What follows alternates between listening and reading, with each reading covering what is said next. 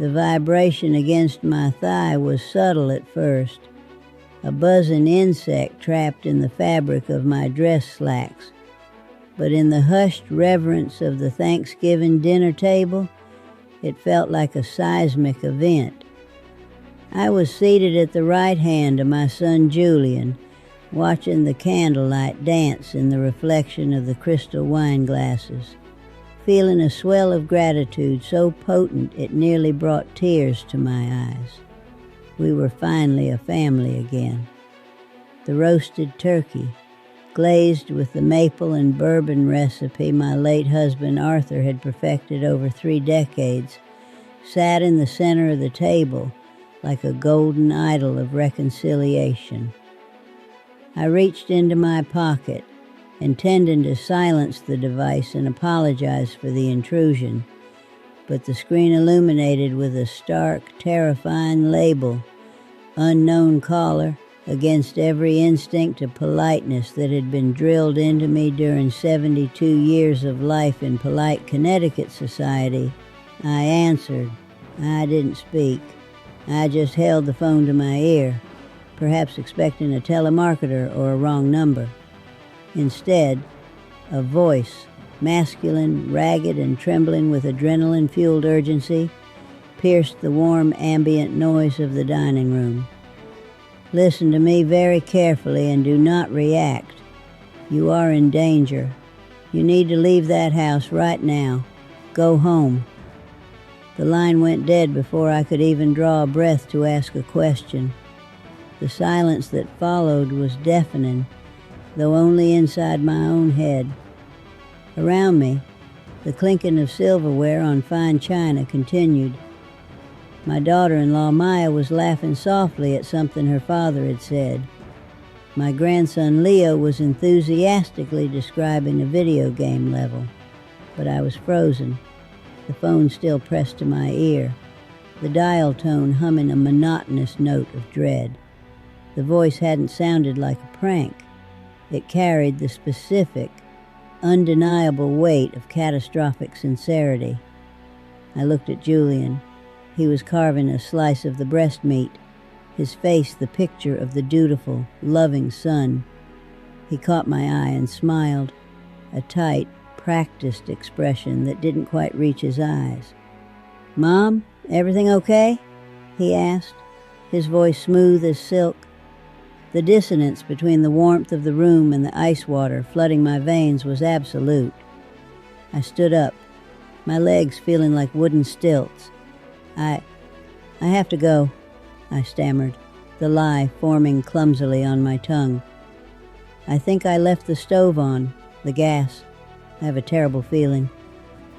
This moment of terror at the dinner table was the culmination of a week that had been an emotional roller coaster, a series of highs and lows that had left my nerves frayed and my heart exposed. Just 4 days prior, on the Monday before Thanksgiving, the silence of my large, empty Victorian home had been shattered by the ringing of the landline. I had rushed to answer it, certain it was Julian calling to coordinate the time I should arrive for the holiday. Since Arthur passed away from a sudden heart attack 6 years ago, the holidays had become my lifeline. The few days of the year where the echoing silence of the house was replaced by the chaotic joy of family. But Julian's voice that Monday had been cold, detached. "Mom, look, Maya and I have been talking," he had said, rushing through the words. "We think it's best if we just do Thanksgiving with her parents this year. Just a small, quiet thing. We won't be hosting you." The rejection had hit me with the physical force of a blow to the solar plexus. I had sunk into the floral armchair in the hallway, the receiver trembling in my hand. "But Julian," I had whispered, my voice cracking, it's the tradition. Dad's turkey recipe, the pecan pie. Did I do something? Is this about the time I dropped the gravy boat last Easter?" Julian sighed. a sound of impatient exasperation that I knew well from his teenage years. "It's nothing like that, Mom. We just need space. It's been a hard year. We want to keep it simple. Don't make this difficult, please." He had hung up before I could plead my case, leaving me alone with the grandfather clock ticking its relentless, mocking rhythm in the foyer. For the next 2 days, I moved through my house like a ghost haunting her own life. I stared out the bay window at the gray November sky, watching the dead leaves swirl across the manicured lawn. The house, usually a sanctuary of memories, felt like a museum of a life that no longer existed. Everywhere I looked, I saw Arthur. I saw him in the worn leather of the ottoman where he used to rest his feet while reading the Wall Street Journal. I saw him in the garden where his prized rhododendrons were now dormant for the winter. And mostly, I saw him in the kitchen, flour dusting his graying temples as he wrestled with the massive holiday bird, laughing as he shooed me away from tasting the stuffing before it was ready. "Patience, Clara. Patience is the secret ingredient," he would say, planting a kiss on my forehead that smelled of sage and thyme.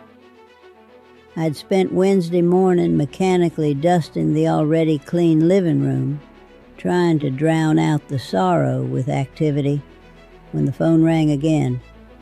I almost didn't answer it, fearing another rejection, another piece of my heart being chipped away. But when I picked up, it was Julian again. This time, his tone was radically different. It was warm, conciliatory, bordering on manic. "Mom, I'm so sorry," he gushed. "I don't know what I was thinking. The stress of work, I just snapped. Maya talked some sense into me. We can't have Thanksgiving without you. It wouldn't be right. Please say you'll come. And bring Dad's turkey. We need that turkey." The relief that washed over me was so profound I had to sit down. It was as if the sun had suddenly broken through a week-long storm. "Of course, Julian," I cried, wiping away the tears that sprang to my eyes. "I'll be there. I'll make everything. The glaze, the stuffing, the pie." "Great, great," he said, and I noticed a strange, breathless quality to his voice, as if he had just run a marathon. "Come around 3. They want stories, Mom. All the old stories." I hung up the phone, feeling lighter than air. The rejection was forgotten, swept away by the promise of reconciliation. I was needed. I was wanted. I threw myself into preparations with a fervor that bordered on religious devotion. I went to the upscale butcher shop in the town center, a place Arthur had patronized for 40 years. I demanded the finest organic turkey they had, a 25-pound majestic bird that cost more than my first car. I spent hours in the kitchen, chopping celery and onions, toasting pecans, and reducing the bourbon and maple syrup into a thick, fragrant glaze. As I worked, I talked to Arthur's photo on the windowsill. "They want us back, Arthur," I whispered, basting the bird. "We're going to have a real family Thanksgiving." The house smelled of roasted meat and caramelized sugar, the scent of pure love. I ironed my best burgundy dress, the one Arthur always said brought out the color in my cheeks, and packed the car with gifts for the grandchildren.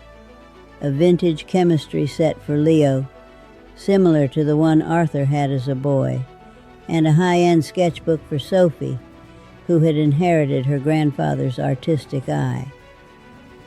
Driving to Julian's house in the neighboring town of West Hartford, I felt a sense of triumphant restoration. The trees were bare, their skeletal branches reaching up to a steel-gray sky. But inside my sedan, the heater was humming and the smell of the turkey in the back seat was intoxicating. I arrived right on time. Maya greeted me at the door, wrapped in a cashmere shawl, looking elegant but tired. "Clara," she said, hugging me, "it smells amazing." The house was beautifully decorated, pumpkins and gourds arranged artistically on the mantel, a fire crackling in the hearth. But as the afternoon wore on, I began to notice cracks in the perfect tableau. Julian was pacing. He was checking his phone constantly, his leg bouncing nervously whenever he sat down. He was drinking scotch, perhaps a bit more than usual for the early afternoon. When I tried to engage him in conversation about his job at the investment firm, he gave short, clipped answers and changed the subject. "Is everything all right at work, dear?" I asked while we were plating the appetizers. "Fine, Mom, it's fine. Just volatile markets," he snapped, then immediately softened his tone. "Sorry, just busy. I'm just glad you're here." It was that oscillation, from snapping anger to desperate warmth, that unsettled me. But I pushed the worry down. I wanted this to be perfect. I needed it to be perfect. We sat down to dinner, and for a moment, it was. The turkey was carved, the wine was poured, and toasts were made. And then the phone call came. "Trust me, and go now." The stranger's command replayed in my mind as I sped away from Julian's house. I had left the turkey, left the gifts, left the confused looks of my grandchildren. I was driving recklessly, the speedometer climbing past 70 on the winding suburban roads. Why had I listened? Why had I fled a warm dinner based on a cryptic warning? Because deep down, beneath the denial and the hope, I knew something was wrong. Julian's behavior, the initial cancellation, the sudden frantic re-invitation, the sweat on his brow, it all pointed to a disturbance I couldn't name, but could certainly feel. The dread in my stomach wasn't just fear. It was intuition screaming at a frequency only a mother can hear. The drive back to Oak Bridge usually took 30 minutes. I made it in 20. The night had fully descended, turning the countryside into a tapestry of shadows. As I turned onto my street, a long winding lane lined with ancient oaks, I killed the headlights. I didn't know why I did it. Perhaps the stranger's warning about danger had triggered a primal survival instinct. I let the car coast silently to a stop 3 houses down from my own, hiding it behind a neighbor's overgrown hedge. I stepped out into the biting November wind, shivering in my dress slacks and silk blouse. My breath plumed in the air as I crept toward my property, feeling ridiculous and terrified all at once. I was a 72-year-old woman, sneaking up on her own home like a cat burglar. My house loomed in the darkness, a dark Victorian silhouette against the moonlit sky. It should have been completely dark. I had been meticulous about turning off the lights to save electricity, a habit Arthur had instilled in me. But as I crouched behind the rhododendrons near the front porch, I saw it, a faint, dancing beam of light moving across the window of the study on the second floor. Arthur's study. My heart hammered against my ribs like a trapped bird. Someone was inside. The caller had been right. I fumbled for my cell phone to call 911, my fingers numb with cold and fear. But before I could unlock the screen, a realization stopped me. The police would take 10, maybe 15 minutes to arrive out here in the semi-rural outskirts. By then, whoever was in there could be gone. In that study were Arthur's patent documents, his journals, the hard drives containing the digital legacy of his engineering firm. And in the wall safe, hidden behind the portrait of his father, were the physical stock certificates, blue-chip legacy stocks from the 1980s and 90s, General Electric, IBM, and a massive block of Berkshire Hathaway shares that Arthur had bought when we were newlyweds eating ramen noodles. That portfolio was worth millions now, intended to be a charitable trust for engineering scholarships. I couldn't wait. I moved around to the back of the house, where the kitchen entrance was. I remembered that the mudroom window had a faulty latch, something I'd been nagging Julian to help me fix for months. I prayed the intruder hadn't found it, or perhaps that I could use it. The window was indeed pried open, the screen slashed. I stared at the jagged opening. This was real. This was happening. I spotted a heavy cast-iron garden spade leaning against the wall, leftover from my fall bulb planting. I grabbed it. The weight of the metal was grounding. I didn't climb in the window. I wasn't agile enough for that. Instead, I used the spade to quietly pry open the back door, which I realized with a sinking heart had been unlocked from the inside. The intruder had secured an exit route. I slipped into the mudroom, the darkness of the house swallowing me. I knew every creak of these floorboards. I knew which step on the service stairs groaned and which one was silent. I moved like a phantom, the spade raised, ascending the back staircase that led directly to the upper hallway near the study. I could hear sounds now, the tearing of paper, the heavy thud of books being thrown to the floor. It sounded like an animal was tearing the room apart. I reached the top of the stairs and peered around the corner. The door to the study was ajar, and the flashlight beam was cutting through the dust motes, illuminating the chaotic destruction of my husband's sanctuary. Books were pulled from shelves. Drawers were overturned, and there, kneeling before the open wall safe, was a man. He was stuffing thick envelopes into a duffel bag. I stepped into the doorway, my hand finding the light switch. "That is enough," I shouted, flipping the switch. The overhead chandelier flooded the room with light. The figure spun around, dropping a handful of certificates. He tripped over a pile of books and scrambled backward, crashing into Arthur's heavy oak desk. He pulled a ski mask from his face in his panic, revealing a face I knew. It was frantic, sweaty, and terrified, but I recognized him instantly. It was Marcus, Julian's best friend since college, the boy who had eaten at my table 100 times, who had spent summers at our lake house. Marcus, who was practically a second son to me. "Marcus," I breathed, the spade lowering slightly in my shock. "What in God's name are you doing?" Marcus looked like a deer caught in the headlights of a semi-truck. He was trembling violently. "Mrs. Vance, Clara, please don't call the police. I can explain." "You are robbing me," I said, my voice icy, the shock turning into a cold, hard rage. "You are stealing Arthur's legacy? Why? You're a successful lawyer. Why are you doing this?" "I had to," Marcus cried, his voice cracking.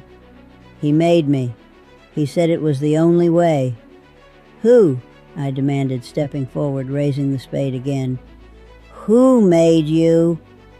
Marcus slumped against the desk, looking defeated. Julian made me do it." The world seemed to tilt on its axis. The floor beneath my feet felt insubstantial. "That is a lie," I whispered. "Julian is at dinner. He is carving the turkey. He invited me." "That's why he invited you?" Marcus yelled, tears streaming down his face. "Don't you get it? The whole dinner, the reconciliation, the turkey. It was just to get you out of the house for 4 hours. He knew the safe combination. He gave it to me. He knew where the stocks were. He's in so deep, Clara, you have no idea. I leaned against the door frame, feeling bile rise in my throat. The puzzle pieces slammed together with brutal precision. The cancellation, when he thought he could get the money elsewhere. The desperate re-invitation when that fell through. The nervousness. The constant phone checking. He was waiting for the text from Marcus saying it was done. Gambling? I asked, my voice hollow. Everything, Marcus wept. Gambling, bad crypto investments, leveraging clients' money at his firm. He owes loan sharks in New York $250,000. They threatened to break his legs. They threatened Maya and the kids. He begged me, Clara. He said you were going to donate the money anyway, that you wouldn't miss it, that it was family money meant for him. Family money, I repeated, looking at the stock certificates scattered on the floor. Arthur had bought those shares working overtime, skipping vacations, driving the same beat-up car for a decade. He had saved them to build engineers, to build a future for poor kids like he had been. And Julian, my Julian, saw them only as a get-out-of-jail-free card for his own greed and stupidity. The sound of sirens cut through the night air. I looked at Marcus. Did you call them? No, he asked, terrified. I said, realizing the person who warned me must have. 2 police officers appeared at the bottom of the main staircase, their guns drawn, shouting for us to show our hands. I dropped the spade. Marcus raised his shaking hands, surrendering. As they cuffed him and read him his rights, I stood in the wreckage of my husband's study, feeling a grief far sharper than widowhood. I had lost my husband to nature, but I had just lost my son to his own choices. An hour later, the police had cleared the scene. Marcus was in the back of a squad car, having confessed everything in a stream of panicked sobbing. I held the recovered stock certificates in my lap, sitting in my kitchen with one of the officers, a kind sergeant named Miller. We have enough to arrest your son as a co-conspirator, Miller said gently. Marcus gave us the text, the plans, everything. Do you want us to pick him up at his home? I looked at the officer, then at the clock. It was 8:30 p.m. Dessert would be served soon. No, I said, a steel resolve hardening my heart. I want to go there. I want to look him in the eye. I will drive. You follow me? The drive back to Julian's house was a blur. I don't remember the road, only the burning fire in my chest. When I pulled into the driveway, the house was still glowing with that deceptive warmth. I walked to the front door, the police officers hanging back in the shadows by their cruisers, waiting for my signal. I didn't knock. I opened the door and walked straight into the dining room. The scene was almost exactly as I had left it, though the tension was now palpable. Julian was standing by the window on his phone, looking furious. Maya was at the table, looking worried. When I entered, Julian spun around. His face went through a complex gymnastics routine. Anger, then confusion, then a dawning, horrific realization. "Mom," he said, his voice trembling. Where did you go? You had us so worried. I was just calling the hospitals." I walked to the table and slammed the stack of stock certificates down next to the turkey carcass. The sound was like a gunshot. "You can stop acting, Julian. Marcus has been arrested. He told the police everything." The color drained from Julian's face so completely he looked like a corpse. Maya stood up, her hand flying to her mouth. "Marcus? Arrested? What are you talking about, Clara?" Ask your husband, I said, not taking my eyes off my son. Ask him why he invited me here today. Ask him why he sent his best friend to break into his childhood home while he smiled and poured me wine. Ask him about the gambling debts and the loan sharks. Julian? Maya's voice was a whisper of pure horror. Tell me she's lying. Julian slumped into a chair, burying his face in his hands. He began to sob, but it wasn't the sobbing of remorse. It was the sobbing of a child who had been caught. I had no choice, he wailed. They were going to hurt us. It was just paper, Mom. It was just stocks. You were going to give it away to strangers. It's my inheritance. It should have been mine anyway.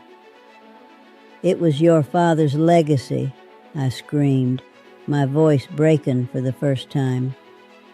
He built that for the world, not to pay for your blackjack games. You used me. You used Thanksgiving. You used your own children as bait to lure me out of my house so you could rob me. I did it for the family, Julian shouted, looking up, his eyes wild. You don't know the meaning of the word, I said quietly. I turned to the window and signaled the officers.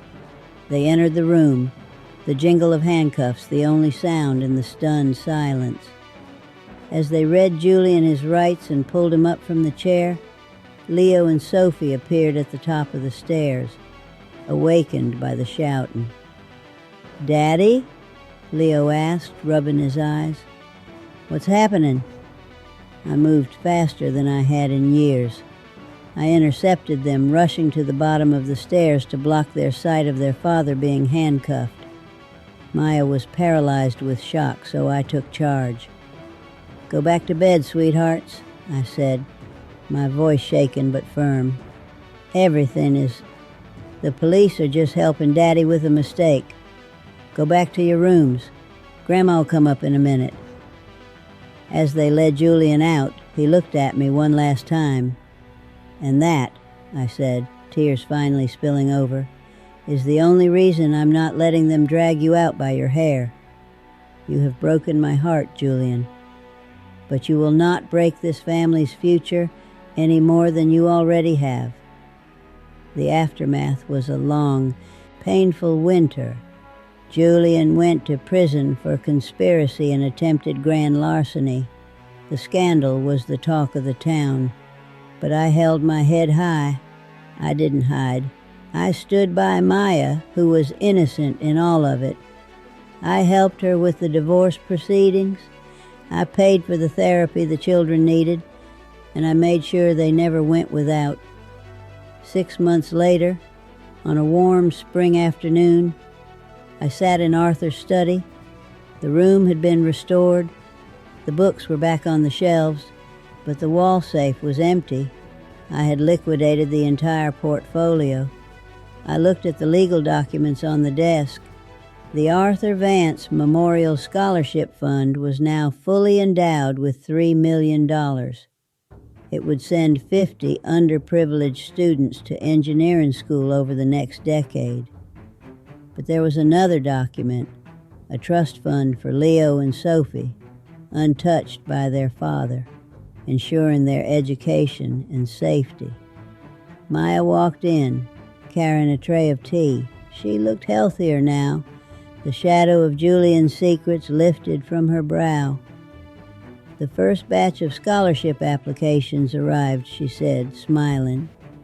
There's a girl from Bridgeport who wants to design sustainable bridges. She reminds me of Arthur. I took the application, looking at the young girl's essay. She wrote about building things that last, about structures that can weather storms.